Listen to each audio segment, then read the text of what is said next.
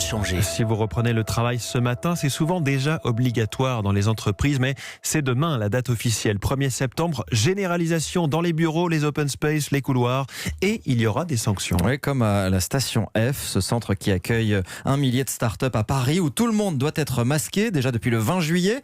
Clément Le Saffre, pour Europe 1, a pu le vérifier. Ça rigole pas, la règle doit encore être répétée.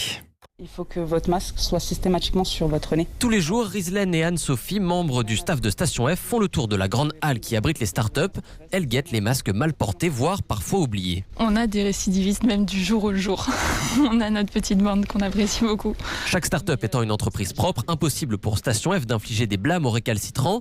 À la place, ils sont invités à quitter les lieux et à revenir chercher leur badge le lendemain matin. Monsieur, s'il vous plaît, je vous ai vu sans masque. Oui, j'étais en train de dire au revoir à quelqu'un. Malheureusement, même au téléphone, ça ne passe pas, monsieur. Je vais vous demander votre badge. On se revoit demain, à partir de 8h auprès de l'accueil.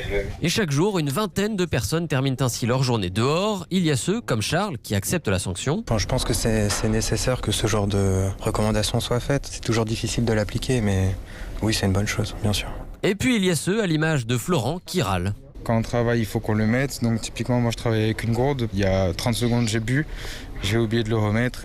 Là, je vais rentrer chez moi pour travailler, mais je perds une demi-journée, quoi. Une politique de sanction efficace puisque malgré la présence en espace clos de milliers de personnes, Station F a réussi à limiter à une dizaine le nombre de cas de Covid ces derniers mois.